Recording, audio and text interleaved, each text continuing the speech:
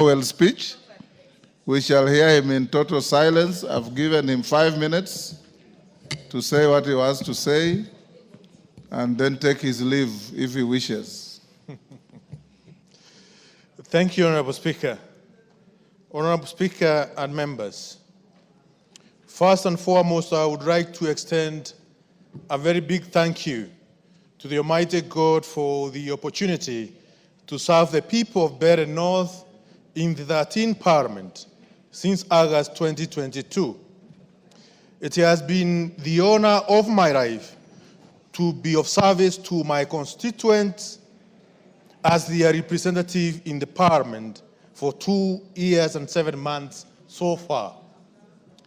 Let me also express my sincere appreciation to you, Honorable Speaker, my colleagues in the House, and to the clerk of the National Assembly for remarkable support that you have accorded me during my time at the National Assembly, for the friendship and cooperation from each one of you.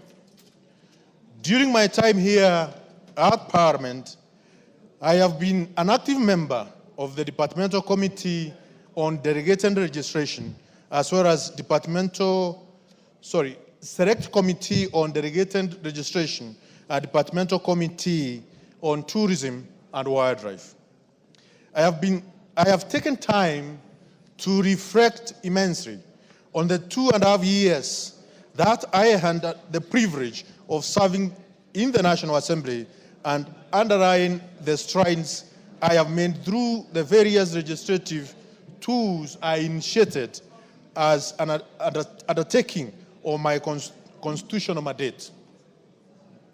In the regard to bills, as a first-time member of the National Assembly, I have been able to propose several bills that are in various stages of the legislative process, including the Anti-Corruption and Economic Crimes Amendment number 2 Bill of the National Assembly, number 40 of 2023, which sought to amend the Anti-Corruption Economic Crimes Act number 3 of 2003 to remove the delays and undue criminalization of administrative action undertaken in the course of public procurement, which are as a result of flaws in the procurement laws.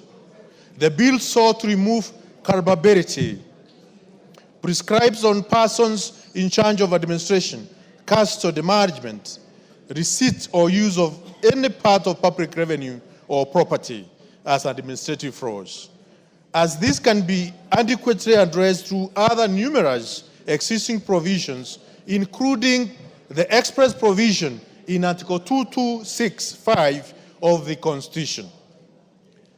Number 2, the Assembly and Demonstration Bill, National Assembly Bill number 28 of 2024, which sought to give effect to the provision of Article 37 of the Constitution, which provides for the right of a person to assemble, demonstrate, and present petition to the public authorities. Number 3, the Election Amendment Bill 2024, the Virtue Asset Bill 2024, the Data Protection Amendment Bill 2023, and Public Procurement and Asset Disposal Amendment Bill 2023, as well as Sustainable Development Bill 2024. I also tabled multiple motions in the period of my service. I proposed various motions seeking the resolution of the House on different critical national and regional matters, particularly motion on developmental policy and funding for junior secondary schools. This was aimed at addressing funding and policy gaps in junior secondary schools, inadequate infrastructure, shortfalls of technology in JSS, and which was adopted on 26 July 2023. The resolutions made by the House was to develop a comprehensive junior secondary school to ensure proper junior secondary school policy to ensure proper establishment of the schools and also a clear implementation framework for the competency-based curriculum and provide a funding plan for successful implementation of the curriculum. Honorable Speaker, I also and a motion on adoption of government-to-government model to acquire and supply fertilizer to farmers at a subsidized cost. Also, the motion on adoption of government-to-government agreement to facilitate local assembly of essential equipment for electricity connection. Motion number 4 on framework of government-to-government on importation and distribution of essential foodstuffs and goods, as well as adjournment motion on the new financing model for the universities, colleges, and technical institution students. Honorable Speaker, beyond registration and policy making, I sought accountability from an executive through 6 statements from chairpersons of various committees, namely 1, statement on payment of the last expense and death gratuity under the NHIF and Public Service Superannuation Scheme. This was in response to the plight faced by bereaved families, particularly the over 800 dependents of persons who died during the COVID-19 period, whom remain uncompensated despite being covered by these schemes. Number 2, statement on sale of Roundup in the country by Bayer East Africa Limited.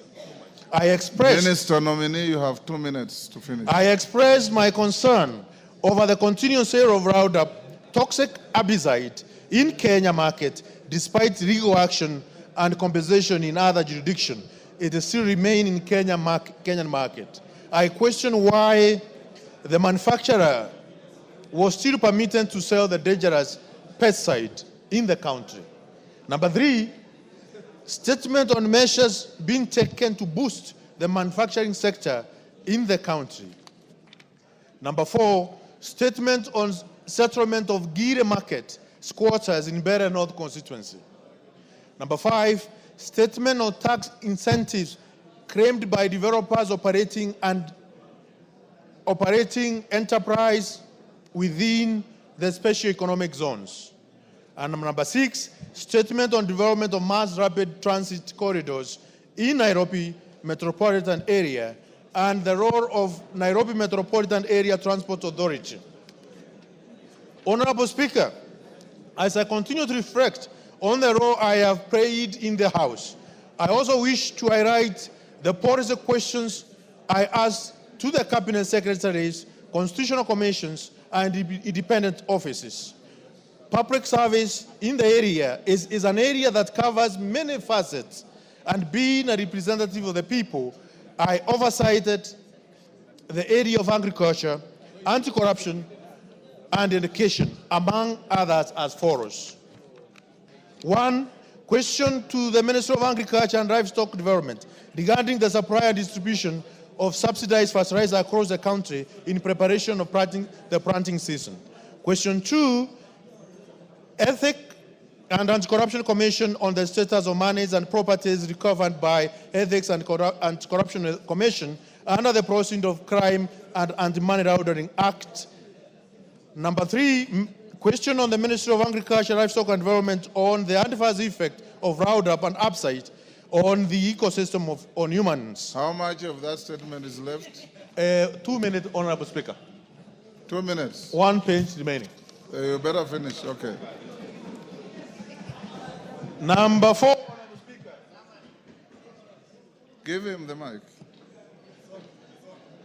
Number 4, Honorable Speaker, question on Teacher Service Commission on the inclusivity and recruitment procedures and affirmative action, safeguards to teachers from marginalized groups. Number 5, question to the Public Service Commission on action taken to mainstream marginalized groups and communities in the public service in line with Article 232 of the Constitution and the public service values and principles.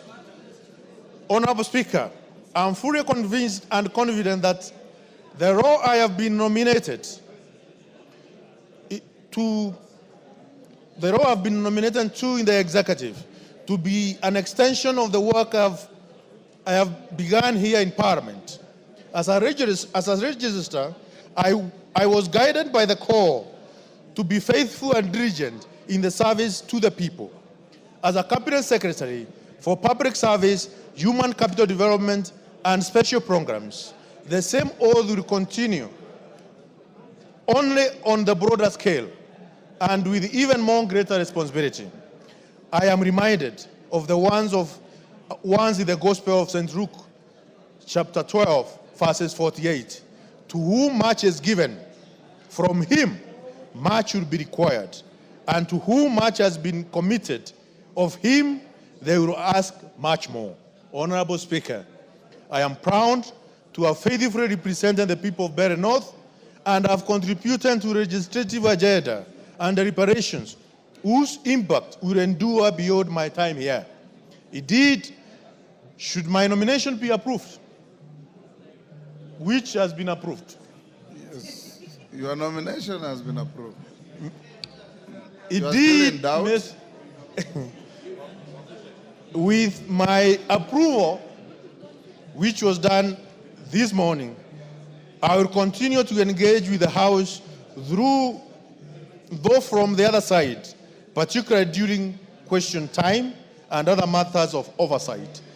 Even then, the commitment remains the same: public service to the people of Kenya.